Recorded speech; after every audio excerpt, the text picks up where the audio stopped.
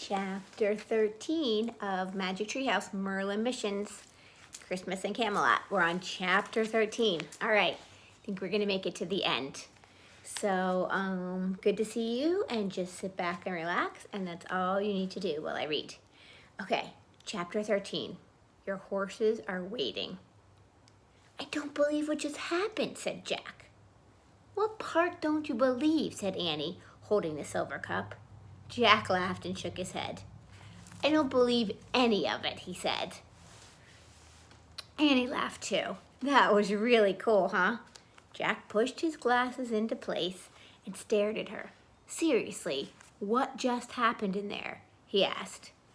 I imagined us fighting the keepers with flaming swords, said Annie. What did you imagine? Jack shrugged. I just imagined the keepers going back in their holes, he said. Good, said Annie. We both got what we imagined. Yeah, said Jack, smiling. But what you imagined made it really better, much better story. Yikes, said Annie. Let's get out of here, said Jack. He scrambled to his feet, and together they climbed back down over the big rocks to the thicket. Annie moved very carefully to keep from spilling the water in the cup. When they came into the thicket, Jack pulled out Sir Percival's compass. If we came west to get here, he said, we have to go east to get back. He said, east is that way. As they started into the wild growth, Jack went first so he could clear the way for Annie. Without talking, they pushed steadily through the trees and bushes, moving farther and farther from the keeper's cave. Finally, they heard music in the distance. They walked closer and closer towards the sound until they stepped back into the green glade. The winged dancers were still there, dancing in their magic circle. Jack's heart raced. He really wanted to join them again, but he knew that if he did, he would never escape their dance. Look, said Annie, the knights are awake. Sir Lancelot, Sir Galahad, and Sir Percival were standing just beyond the circle of dancers. They were buckling in their swords. Hi, called Annie. Guess what? We got it. The knights walked shakily towards Jack and Annie. They still looked thin and tired, but a little color had returned to their cheeks. We have the water of memory and imagination, said Annie. She held up the silver cup. The knights smiled the biggest smile. Now we just have to get it back to Camelot, said Jack.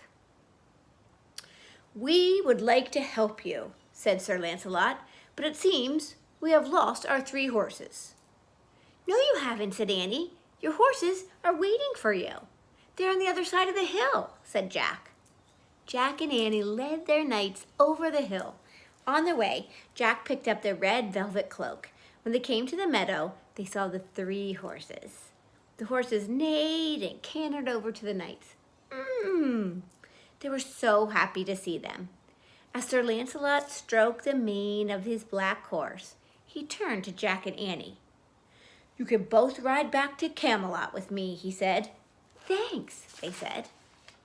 Jack fastened the red cloak around his neck. Sir Lancelot helped him onto the back of his horse, then climbed on himself. Annie sat behind Lancelot. She held onto the knight with her right hand, and then she held the silver cup with her left hand.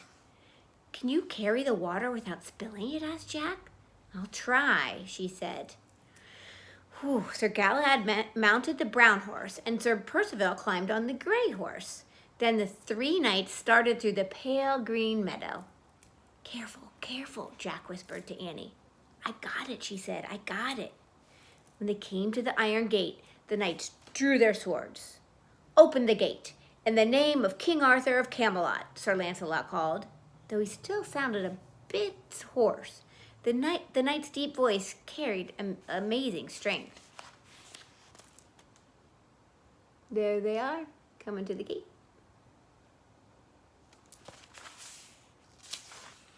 The iron gate slowly swung open. Sir Lancelot urged his horse forward. The guards watched slowly as the knights passed by them and started across the bridge. The 3 horses trode in single file over the wooden planks. Again, Jack was amazed by the difference between this world and the other world. Here it was dark and freezing and foggy. The red cloak flapped in the bitter wind. As the horses stepped off the bridge, they each neighed loudly. Neigh! Neigh! Oh, wow, whispered Annie. Standing high on a rock in a swirl of fog was the white stag. All right, chapter 14, Return. So we're on chapter 14, The Return. This one should be exciting. I'm excited to hear. I'm just going to switch my camera a little bit. Okay, the three knights gazed in wonder at the white stag. Here, take this, Annie said to Jack. She handed him the silver cup. Then she slipped off the back of Lancelot's horse and she ran towards the stag. Thanks for coming for us, she cried, throwing her arms around the horse's neck. The three knights looked at Jack. That's the white stag, said Jack. He brought us here.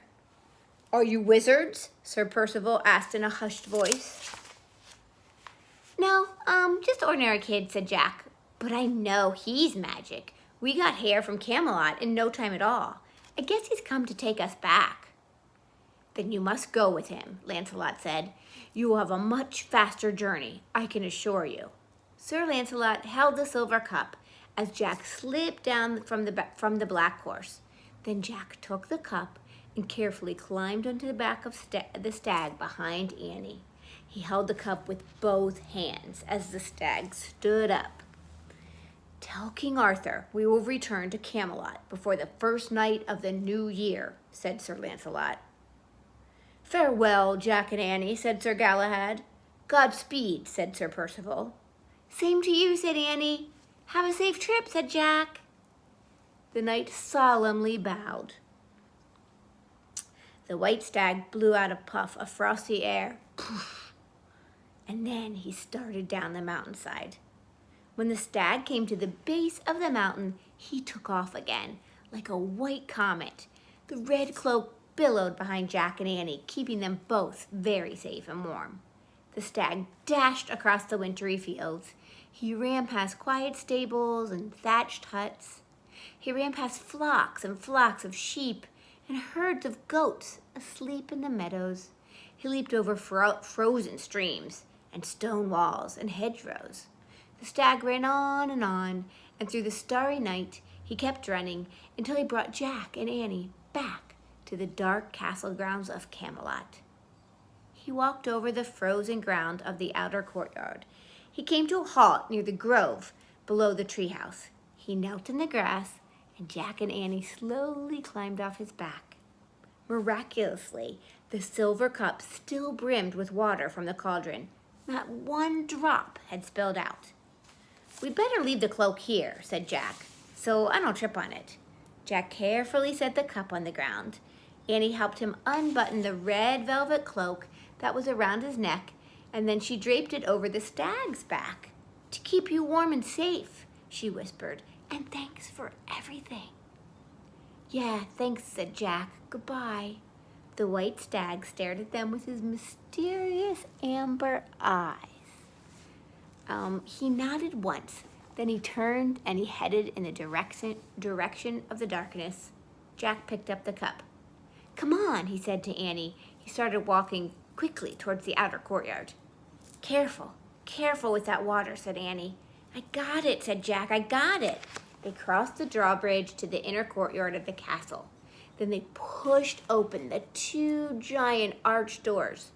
The great hall was just as they had left it. Freezing cold and dimly lit. King Arthur, Queen Guinevere, the Knights of the Round Table, and Morgan Le Fay were still all frozen and silent. What do we do now? Said Jack. Let's try putting a drop of water on each of them. Morgan first, said Annie. Let's go. Okay, said Jack. Come on.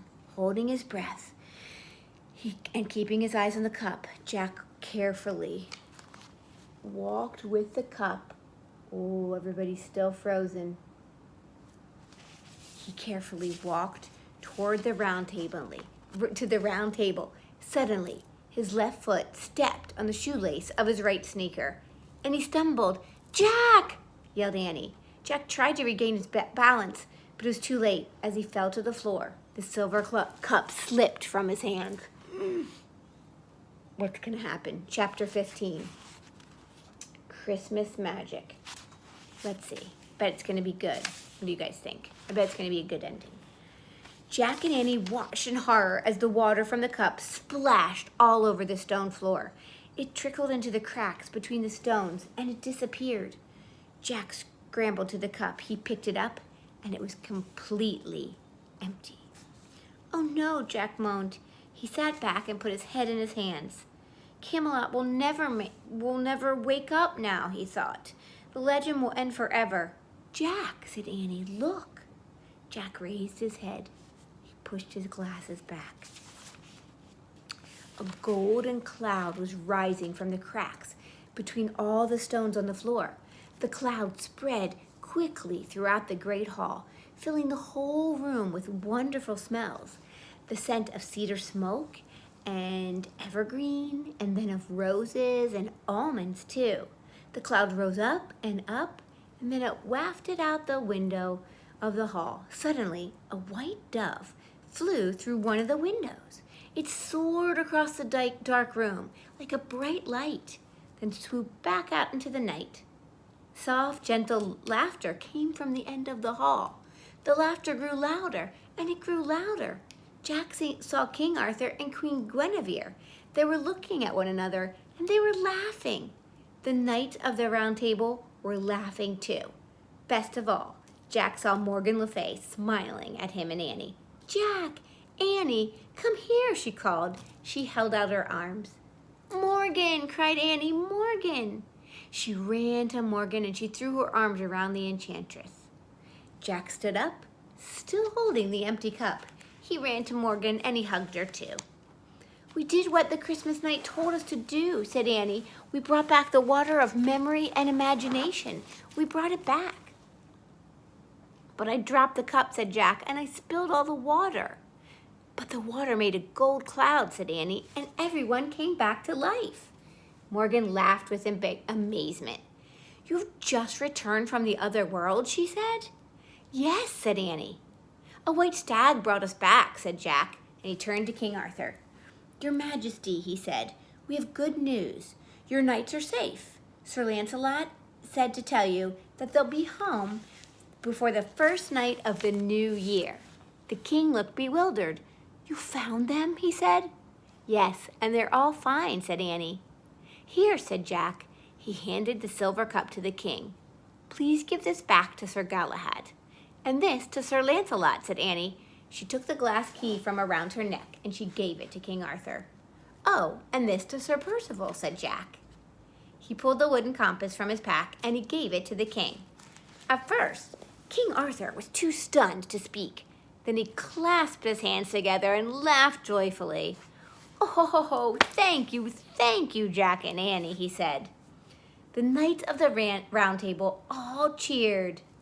"Yay for Jack and Annie!" "Ring the bells," King Arthur shouted. "Call the people of Camelot to the castle." "They have already gathered outside the doors, Your Majesty," said a page. "Bring them in," said King Arthur. "We must all rejoice together." Queen Guinevere smiled at Jack and Annie. Her eyes sparkled. "Once again, you have helped save Camelot," she said. "Thank you so much." "You're welcome," said Jack and Annie together. Then Jack heard the sounds of children talking and laughing. He turned to see a crowd of people streaming through the arched doorway of the great hall. They carried candles, a giant fir tree, boughs of holly and pine. Musicians followed them with stringed instruments. As everyone started to decorate the hall, the musicians began playing and singing a beautiful Christmas carol. "Jack," said Annie, "look." The white stag was standing in the arched doorway. Jack turned excitedly to Morgan. "See that white stag?" he said. "He took us to the other world. Do you see him?" Morgan smiled. "Yes, I do see him," she said. "And now I see everything." Jack looked back at the doorway. The stag was gone, and in his place stood an old man with a long, white beard. He held a staff and wore a red flowing cloak. the same cloak Jack and Annie had worn on their quest.